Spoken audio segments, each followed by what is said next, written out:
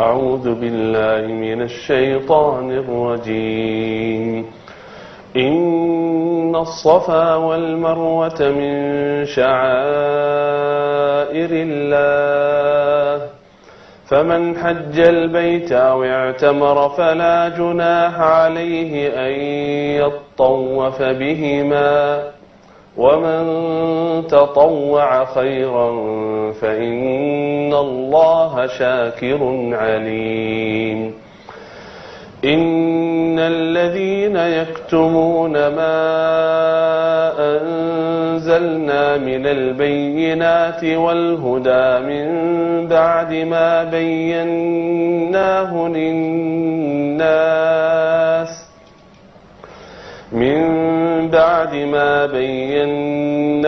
للناس في الكتاب أولئك يلعنهم الله ويلعنهم اللاعنون إلا الذين تابوا وأصلحوا وبينوا فأولئك أتوب عليهم وأنا التواب الرحيم صدق الله العظيم.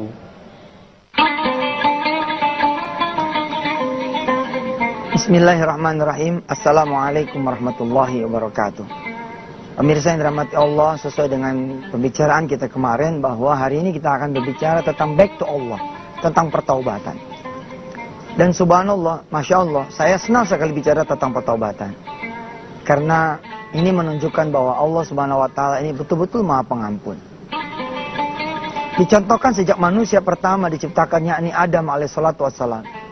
Bagaimana kita punya dosa mungkin belum sebanding dengan dosa Nabi Allah Adam. Karena Nabi Allah Adam berbuat dosa langsung di surganya Allah Subhanahu wa taala. Nabi Allah Adam langsung berbuat dosa di hadapannya Allah Subhanahu wa taala. Apa yang terjadi kemudian? Fa'azallahuma syaitanu anha fa'akhrajahuma mimma kana fi. Adam dan istrinya Hawa kemudian dikeluarkan. Adam dan Hawa dikeluarkan dari surganya Allah Subhanahu wa taala. Tapi kemudian dengan indah Allah mengabarkan kepada kita. Fatalaqqa Adamu min rabbihi kalimatin fataba alaihi. Nabi Adam kemudian memohon ampun kepada Allah Tuhannya, dan ternyata Allah bilang fataba alaihi, sungguh aku telah mengampuni dia. Pemirsa yang dirahmati Allah, tidak ada satupun dosa manusia tidak bakal diampuni oleh Allah Subhanahu wa taala. Bukankah ini berita gembira buat saudara-saudara semua, buat saya, buat kita yang begitu banyak dosanya.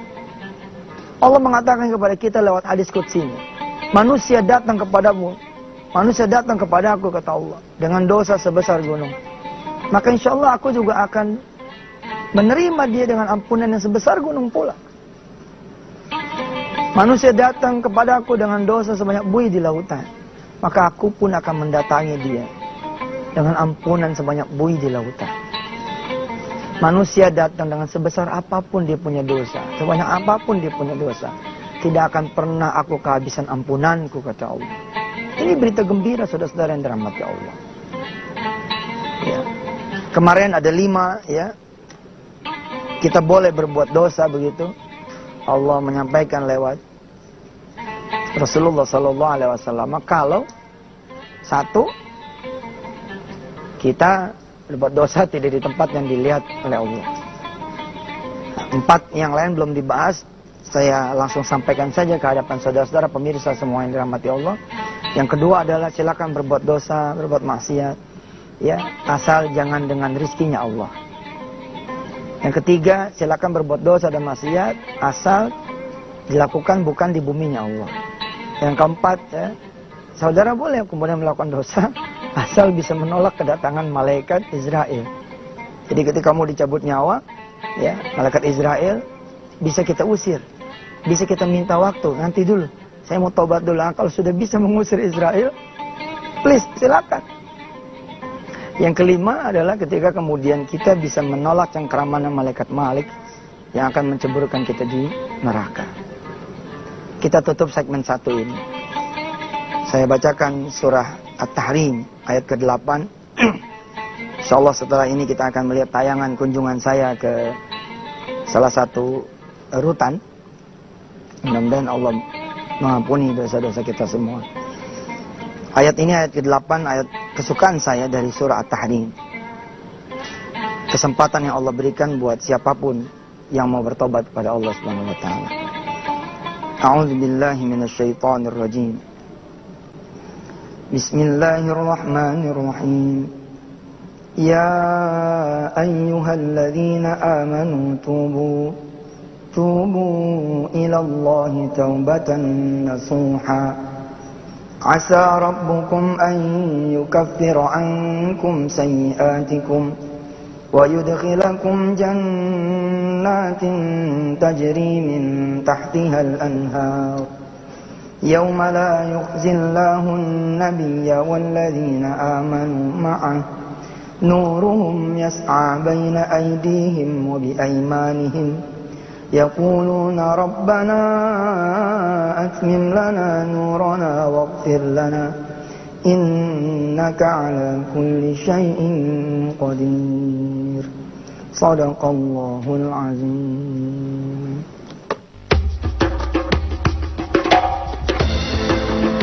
Lembaga pemasyarakatan atau yang sering kita sebut dengan sebutan lapas merupakan tempat pembinaan terhadap narapidana agar nantinya bisa bermasyarakat dengan baik.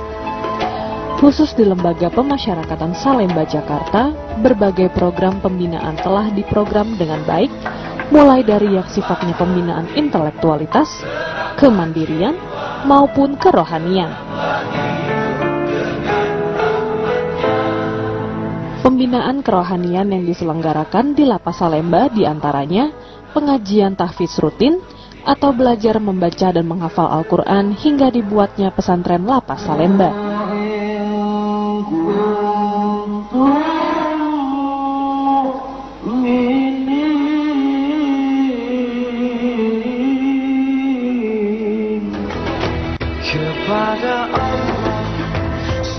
Dengan harapan nantinya semua pembinaan ini akan menjadi bekal mereka membangun kehidupan baru di tengah masyarakat setelah keluar dari lapas. Itu banyak sekali masukan buat pribadi saya yang awalnya tidak bisa membaca Al-Quran, di sini saya dapat baca Al-Quran.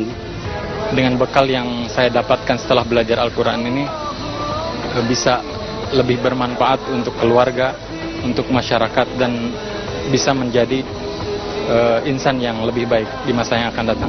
Obat hati ada 5 perkara. Berbagai pembinaan ini dilakukan semata-mata untuk membangun kembali kualitas hidup para napi sehingga dapat diterima oleh masyarakat.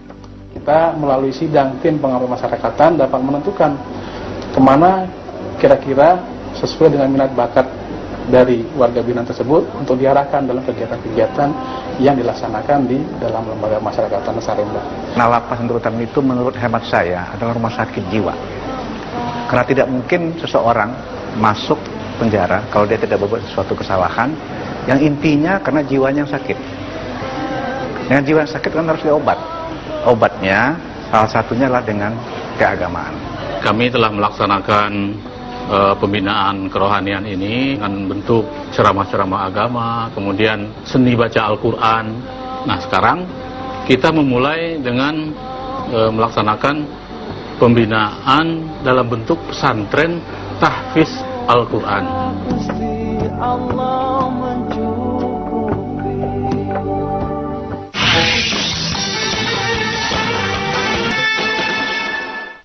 Alhamdulillah pemirsa masih bersama Yusuf Mansur di acara wisata Hati Antv. Kerinduan Allah Subhanahu wa taala terhadap saudara-saudara yang jauh dari Allah, yang lalai dari perintahnya, dari ajarannya, dari larangannya. Sesungguhnya Allah lebih rindu kepada kita semua ketimbang rindunya orang tua yang anaknya hilang. Pada suatu saat Rasulullah SAW mengajarkan kepada sahabatnya bagaimana kemudian seorang yang berbahagia karena onta yang berisi barang-barang dagangannya, onta yang berisi barang-barang yang dibawanya, yang hilang kemudian kembali lagi. Betapa bahagianya orang itu mendapati onta itu kembali ke hadapan matanya. Lalu Rasulullah bilang kepada hambanya, Rasulullah bilang kepada sahabatnya ini bahwa kesenangan, kebahagiaan Allah melihat seorang hamba kembali kepada dia adalah lebih hebat lagi gembiranya ketimbang si pemilik onta tadi kemudian mendapati ulang onta dan barang dagangannya. Kita lihat bagaimana Allah kemudian menyeru kepada mereka yang mau bertobat dengan panggilan kesayangan Allah Subhanahu wa taala di saat Allah menyeru seseorang untuk berpuasa. Ya ayyuhalladzina amanu kutiba alaikumusiyam, wahai orang beriman, diwajibkan atas kalian berpuasa. Lalu ketika Allah menyeru kepada kita semua untuk kembali kepada Allah, ternyata pun Allah memakai mukaddimah yang sama. Ya ayyuhalladzina amanu,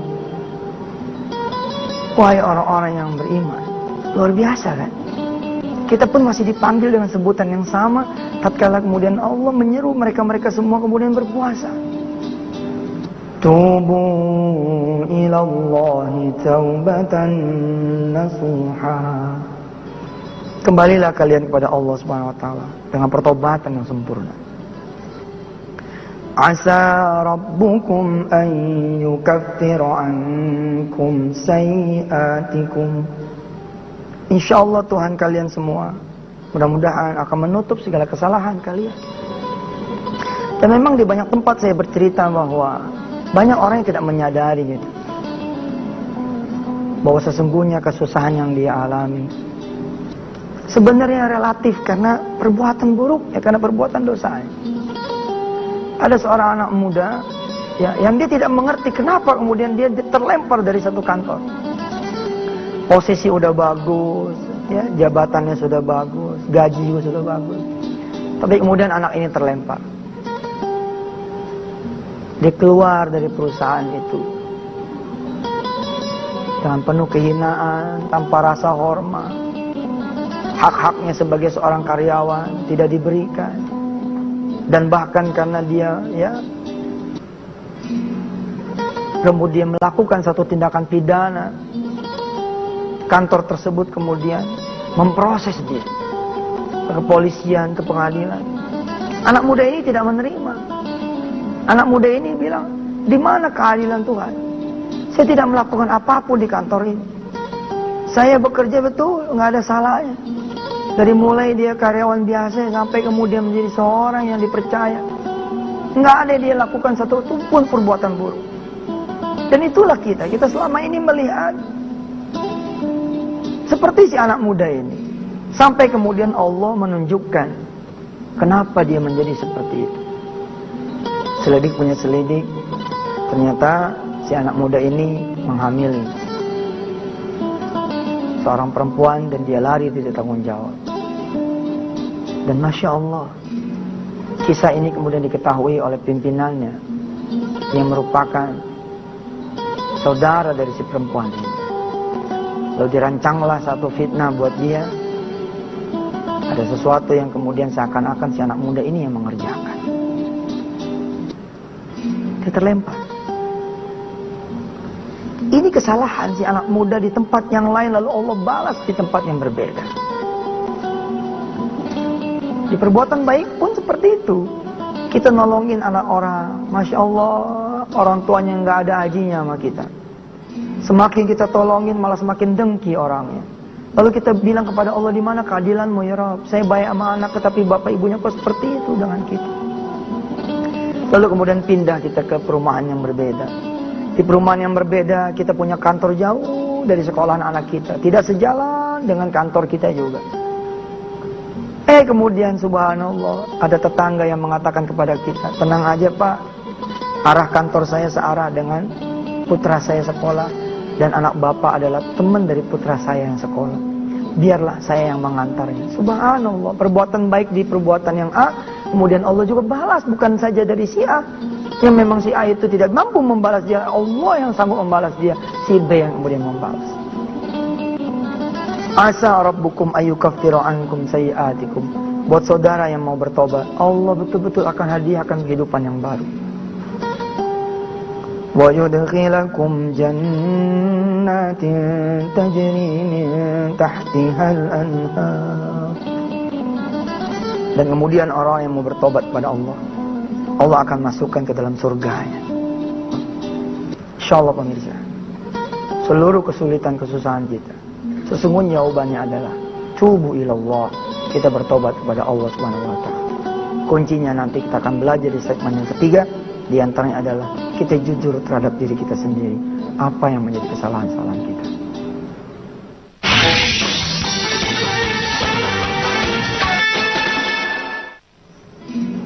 Alhamdulillah pemirsa, masih bersama Yusuf Mansur di acara Wisata Tian TV. Kita tengok sedikit satu baris dari ayat ke-8 surah At-Tahrim ini. Sebelumnya pemirsa, saya dapat satu titipan buku dari seorang penerbit, dari seorang penulis, namanya Ustadz Kusuma. Judulnya adalah 12 Kado Indah Menuju Taubat. Perhatikan kalimat dari Allah Subhanahu wa taala. Rabbana atmim lana nurana waghfir lana. Buat orang-orang yang mau kemudian kembali kepada Allah Subhanahu wa taala, doa dia adalah Rabbana atmim lana nurana waghfir lana.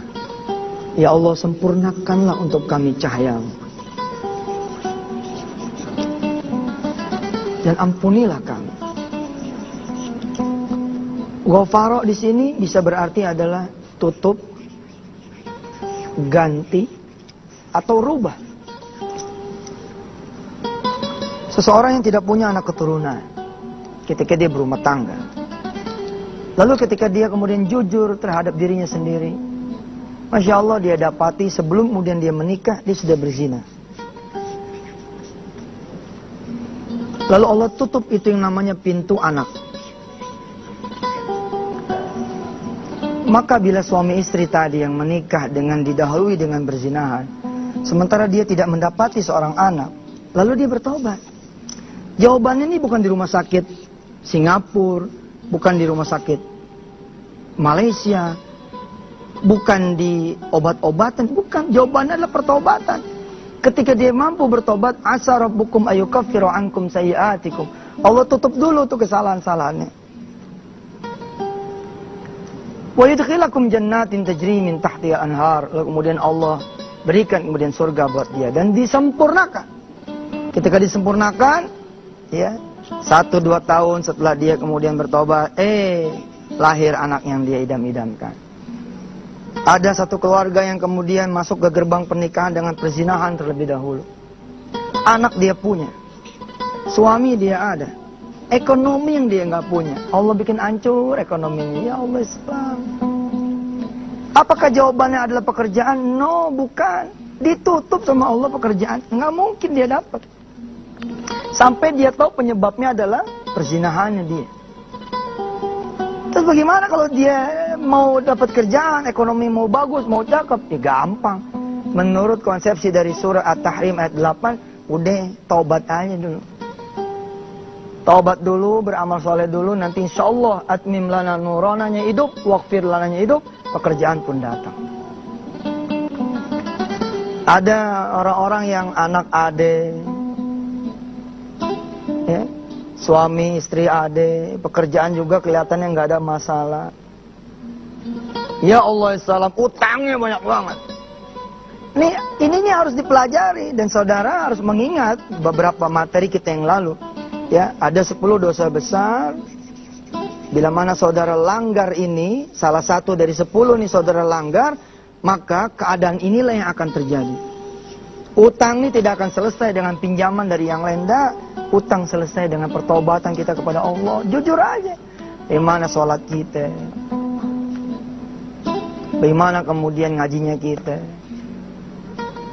Bagaimana hubungan kita dengan Allah Subhanahu wa taala? Kita rapin.